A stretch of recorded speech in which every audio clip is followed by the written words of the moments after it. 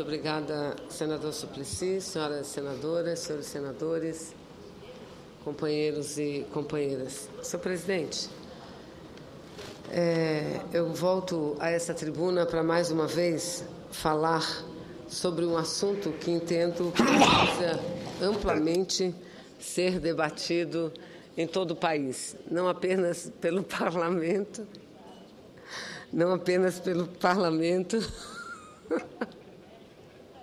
Desculpa, senador. Desculpe, senadora Vanessa Graça, eu tenho um espirro aqui fora de hora. Não apenas pelo parlamento.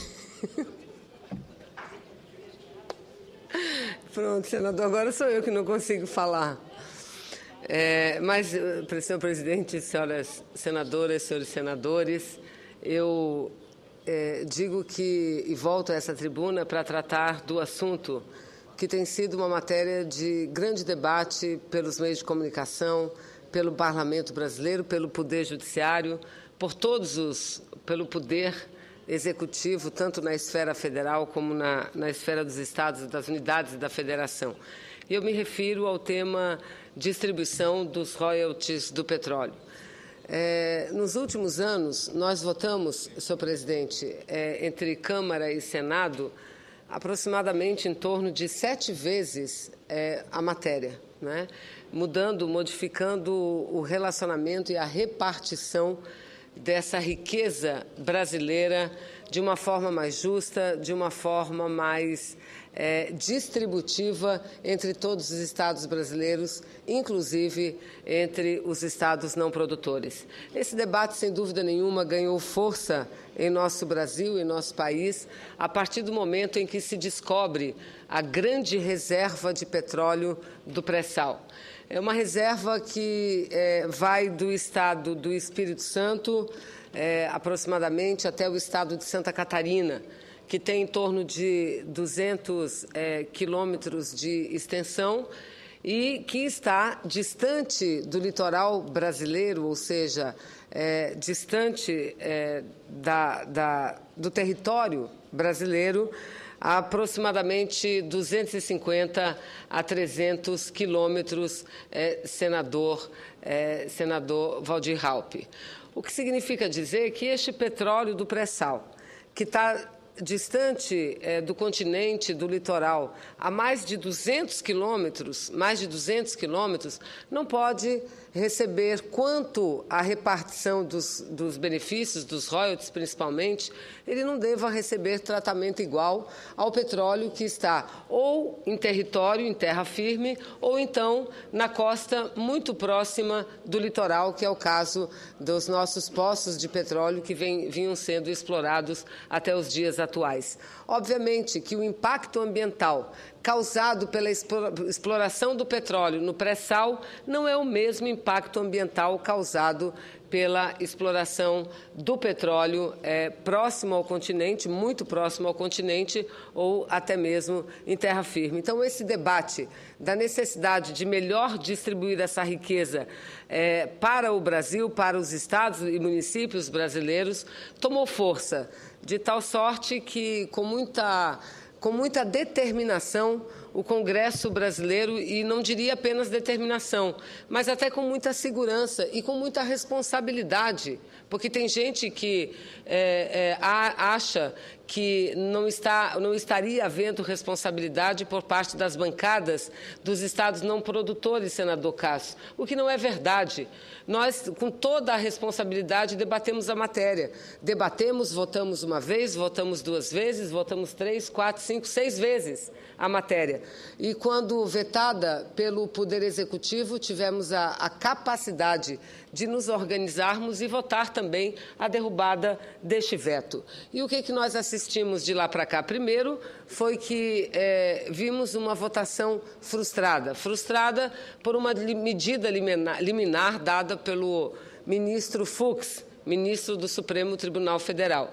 E, decidido, por fim, a não mais validade dessa medida liminar, voltou-se a reunir o Congresso Nacional, voltamos a reunir e fizemos novamente a votação. Feita a votação, que muda não contrato, mas muda a regra de distribuição de recursos que são públicos. Foi isso que nós mudamos.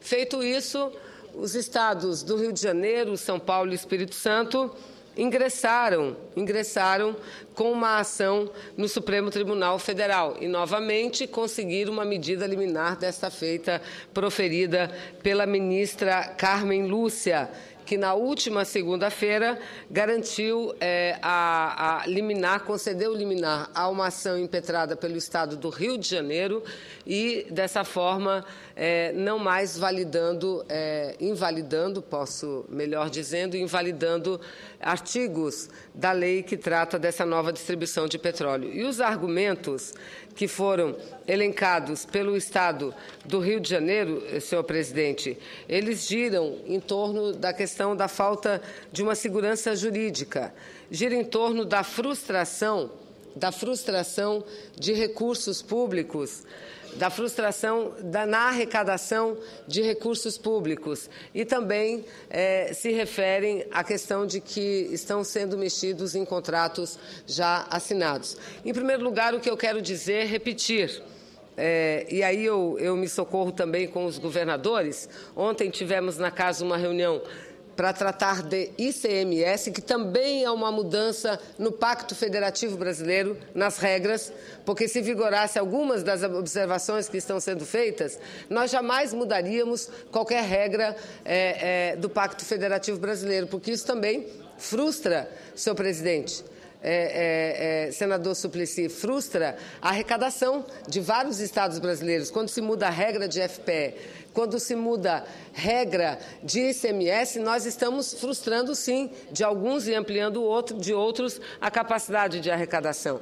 Mas os governadores foram questionados e perguntados pela imprensa, por jornalistas, no dia de ontem, e, obviamente, os que representam os estados produtores, que são 3, principalmente o estado do Rio de Janeiro, eles falaram que, de fato, a medida seria aprovada por todos nós, seria inconstitucional. Já governadores como o governador do Rio Grande do Sul, do Piauí, elencaram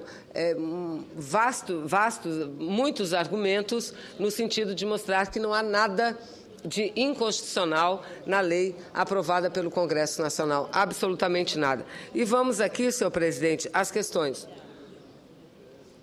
Quanto aos contratos, senhor presidente, eu repito, nós não estamos mexendo em contratos. Não estamos. Existem, sim, em torno de 30% aproximadamente do petróleo do pré-sal já está contratado, já foi licitado. Esses contratos, eles não estão sendo mexidos. O que nós estamos mexendo é no resultado da parcela que pertence ao poder público, que pertence à União, e que, de acordo com uma regra, uma lei nacional, essa parcela é dividida de acordo com essas regras dessa lei. Essa lei que está sendo modificada, não são os contratos. Careceria um período de adaptação, um período de transição? Até penso que sim, senhor presidente. Até penso que sim. Entretanto, dizer que estamos mexendo no contrato, eu, sinceramente, quero afirmar com uma convicção pessoal muito forte de que não vejo nessa medida a mudança de qualquer contrato já assinado.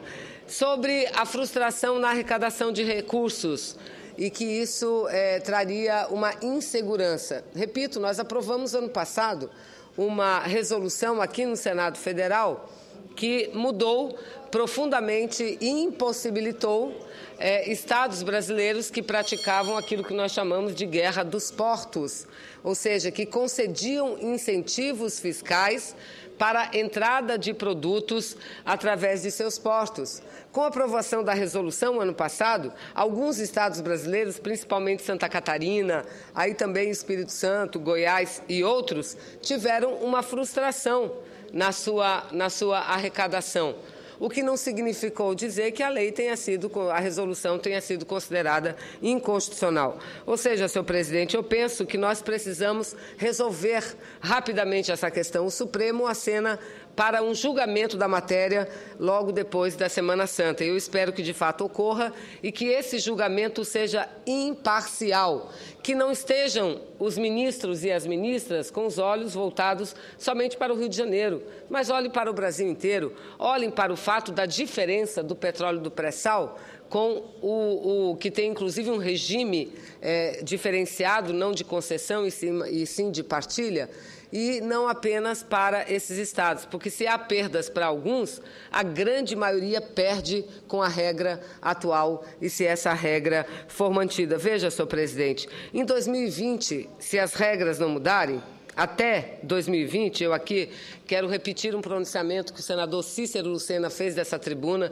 baseado num estudo realizado pela consultoria do Senado e que mostra, senadora Lídice, que até 2020, se não mudarmos a regra, as receitas projetadas seriam em torno de 35 bilhões de reais, dos quais aproximadamente 20 bilhões de reais ficaria exclusivamente no estado do Rio de Janeiro. Nos estados produtores, em 3 estados, quase 15 bilhões, ou seja, mais de 73% iriam para o Rio de Janeiro, 1,5 bilhão, que significa 7,5% para o Espírito Santo e 1,3 bilhão, 6,5% para o estado de São Paulo. O que significa dizer que os demais estados não produtores teriam que dividir entre si somente 13% do fruto dos royalties do petróleo. É isso que não está certo, porque, eu repito, nós não estamos falando do petróleo explorado no continente, em terra firme, ou em plataforma marítima muito próxima ao continente. Não é um petróleo que está a mais de 200 quilômetros do litoral, senhor presidente. E essa riqueza, sim, precisa ser dividida entre todo o país. Portanto, eu espero que não apenas a ministra Carmen Lúcia, que concedeu a última liminar ao Estado do Rio de Janeiro, mas com que todos os ministros tenham um olhar nacional e que trabalhem a questão jurídica com muito cuidado. E eu sempre confiei na maturidade, principalmente na responsabilidade dos ministros do Supremo Tribunal Federal, que tenho certeza farão um julgamento justo para o Brasil e correto juridicamente. Muito obrigada, senhor presidente.